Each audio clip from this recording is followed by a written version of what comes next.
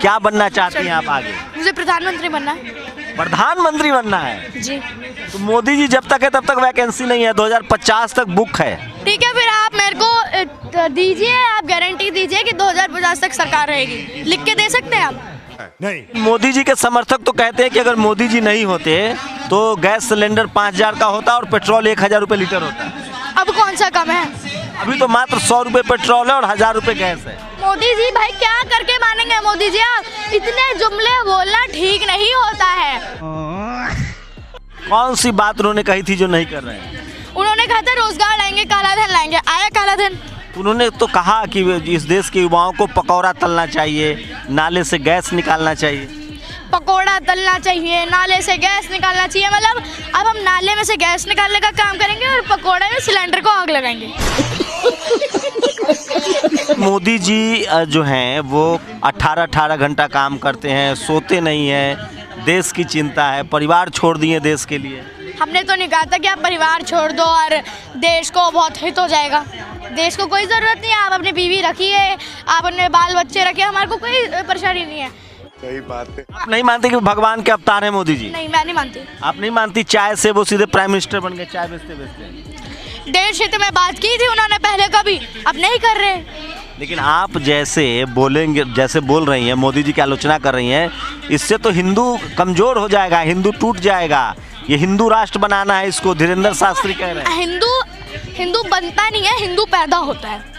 बात तो सही है। तो दोस्तों ये 11 साल की लड़की तो कहती है कि मोदी जी को उखाड़ के फेंकूंगा और बनूंगा मैं प्रधानमंत्री, फिर मोदी जी को दिखाऊंगा कि देश किस तरह चलाया जाता है। तो चलिए दोस्तों वीडियो को आगे देखें और अपना राय कमेंट में दे।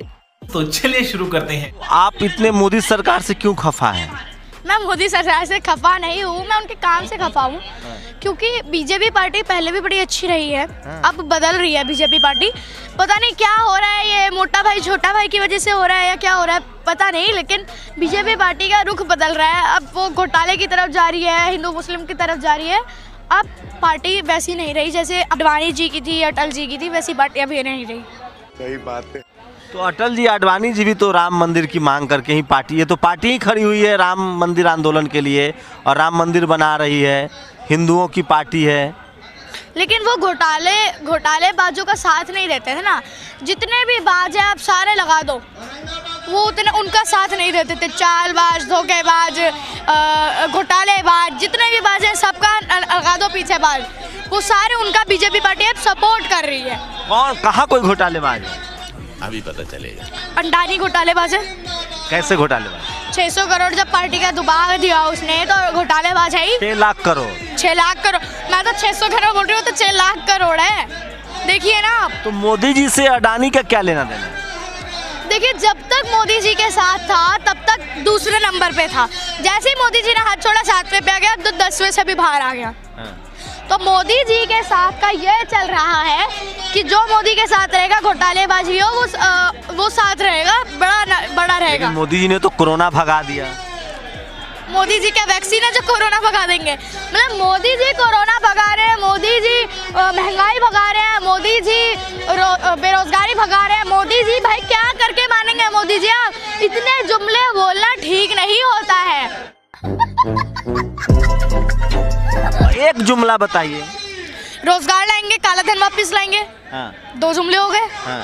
उसके बाद कृषि बिल हमारा ये सहयोग के लिए है, लोगों का साथ हम रहेंगे, लोग किसानों को परेशानी नहीं होगी इससे कुछ, ये भी जुमला है। और बताइए आप। लेकिन मोदी जी के आने से राम मंदिर तो बन गया ना? मोदी जी के आने से राम मंदिर नहीं बना है। लेकिन मोदी, दुनिया तो कह रही है कि मोदी जी का दुनिया भर में डंका बज रहा है, भारत का नाम रोशन हो रहा है। तो वो नोबेल प्राइज के लिए हो रहा है ना।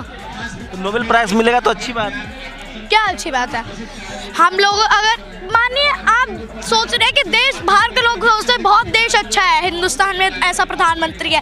हिंदुस्तानियों से पूछिए कि देश का क्या हाल है। क्या हाल है आप बताइए।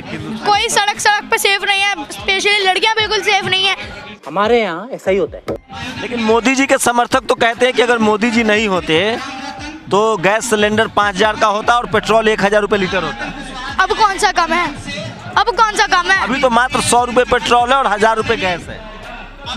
1000 रुपये गैस और 100 रुपये पेट्रोल। पिछले टाइम जो कहते थे ना हाय महंगाई, तब तो कितना कम होता था, 26-50 तक रहता था पेट्रोल, अब तो 100 बढ़ गया। तब तो यही लोग सिलेंडर पहन के निकलते ना, वो कहाँ गई वो स्मृति ईरानी जो सिलेंडर पहन के निकलती थी और सब्जियों की टोकरी लेके निकलती थी कि हाय महंगाई, ये वही थी ना, कहाँ छुप के बैठी हैं वो। अब आइए बाहर, अब क्यों नहीं करती हाय महंगाई। वाह दीदी लेकिन चाइना तो डर रहा है ना भारत से, थर काँप रहा है। कहाँ काँप रहा है चाइना, कहाँ काँप रहा है? आप बताइए कैसे काँप रहा है? वहाँ उनके यहाँ कोरोना आ गया, वो इसलिए बीमार पड़ा है यार वो देश। आप कह रहे हो थर काँप रहा है। पाकिस्तान तो कम से कम खत्म होने वाला है। पाकिस्तान में हाँ गरीबी आ चुकी है, वहाँ महंगाई बढ़ रही है। भारत कब्जा कर लेगा, मोदी जी कह रहे हैं हम कब्जा कर लेंगे। मोदी जी के समर्थक कह रहे ने हैं। आज तक अपने राज्यकाल में कभी किसी पे किसी पे शासन नहीं किया किसी देश पे। अब मैं चाहती हूँ आगे भी ना करें। आप शांति चाहती हैं पड़ोसियों से? बिल्कुल। अरे हाँ भाई बताइए, मोदी जी जो हैं वो कह रहे हैं लोग कि मोदी जी बहुत 18 घंटा काम करते हैं, सोते नहीं हैं, देश की चिंता है, परिवार छोड़ दिए देश के लिए। हमने तो नहीं कहा था कि आप परिवार छोड़ दो और देश को बहुत हित हो जाएगा। देश को कोई ज़रूरत नहीं है, आप अपनी बीवी रखिए, आप अपने बाल बच्चे रखिए, हमारे को कोई परेशानी नहीं है। इंदिरा गांधी जी भी थी, मोदी जी से ज़्यादा अच्छा करती थी, उनके 2 बेटे थे। आप ब्राह्मण परिवार से हैं, आप छोटी प्यारी बच्ची हैं, पढ़ती लिखती हैं, ब्राह्मण समाज से।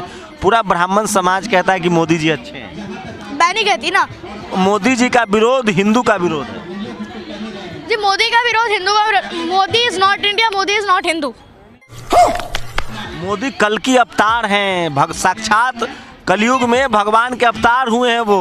देखिए फिर आप गोदी मीडिया है जो ऐसा कह रहे हैं, क्योंकि भगवान सिर्फ एक थे, चाहे वो अल्लाह हो, चाहे वो राम हो, चाहे वो रहीम हो, कोई भी हो, भगवान एक होते हैं। भगवान में भी कोई शक्ति होती है, भगवान भी नहीं होता, कोई शक्ति होती है। कहते हैं ना सबका मालिक एक होता है, तो सबका मालिक एक होता है। और अगर मोदी जी आप भगवान नहीं मानते कि भगवान के अवतार हैं मोदी जी? नहीं, मैं नहीं मानती। आप नहीं मानती? चाय से वो सीधे प्राइम मिनिस्टर बन गए, चाय बेचते।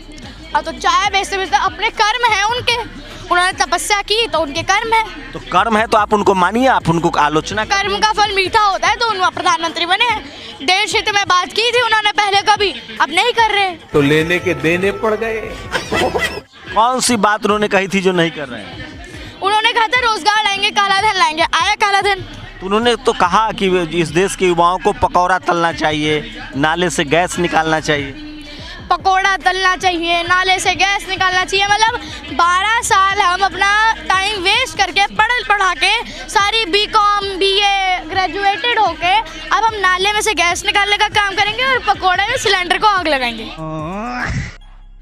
लेकिन आप जैसे बोलेंगे, जैसे बोल रही हैं, मोदी जी की आलोचना कर रही हैं, इससे तो हिंदू कमजोर हो जाएगा, हिंदू टूट जाएगा।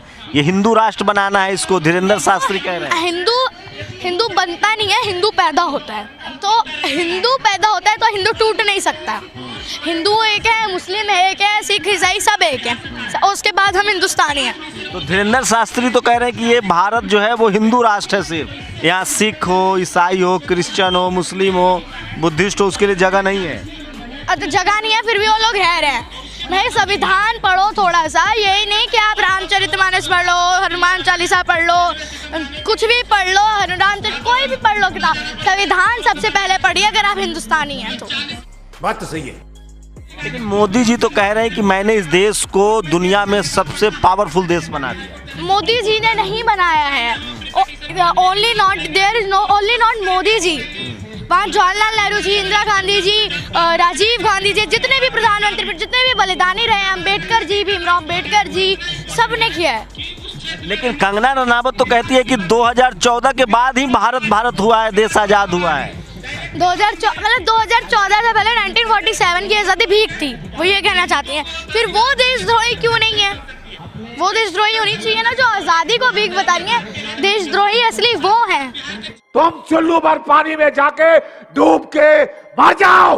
क्या बनना चाहती हैं आप आगे? मुझे प्रधानमंत्री बनना है। प्रधानमंत्री बनना है जी। तो मोदी जी जब तक है तब तक वैकेंसी नहीं है, 2050 तक बुक है। मतलब 250 अब ये आप ये कहना चाहते हैं मोदी जी अमर हैं? अमर है, साक्षात अवतार है, कल की अवतार है, अजर अमर है। अमर तो खत्म भी होगा, अजर अमर है। ठीक है, फिर आप मेरे को तो दीजिए, आप गारंटी दीजिए कि 2050 तक सरकार रहेगी, लिख के दे सकते हैं आप?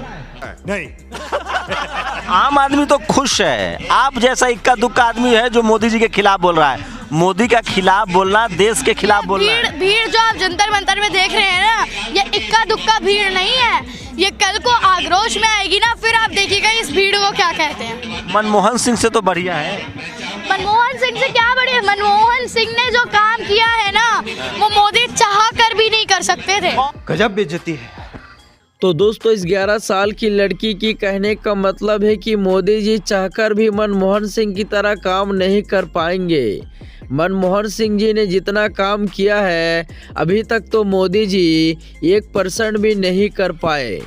तो दोस्तों, आप लोग इस 11 साल की लड़की के लिए क्या कहना चाहोगे, तो आप लोग अपना राय कमेंट बॉक्स में दीजिएगा। तो फिर मिलते हैं किसी और दूसरे वीडियो में, तब तक के लिए बाय बाय, टाटा।